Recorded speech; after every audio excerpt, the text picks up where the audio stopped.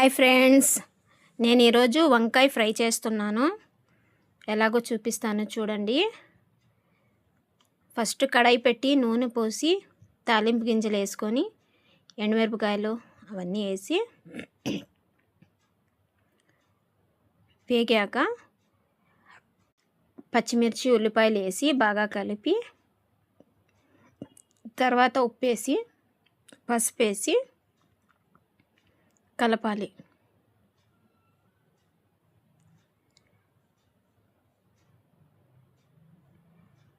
అయ్యాక వంకాయలు వేసి కాసేపు మూత పెట్టాలి.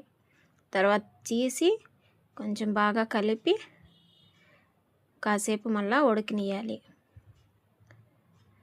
మధ్య మధ్యలో కొంచెం కలుపుతూ ఉండండి, లేకపోతే కింద ఇదైపోతుంది. తర్వాత కారం పొడి, మనకి ఎంత కారం కావాలో అంత కారం వేసుకోవాలి.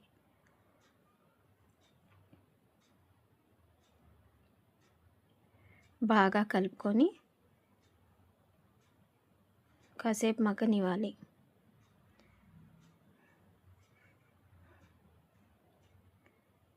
తర్వాత మళ్ళీ తీసి కలిపి చూడండి ఫ్రెండ్స్, ఎంత బాగుందో. అన్నంలో వేసుకొని తింటే మస్తుగా ఉంటుంది. ఎలా ఉంది ఫ్రెండ్స్? కలరే చూడండి ఎట్టుందో.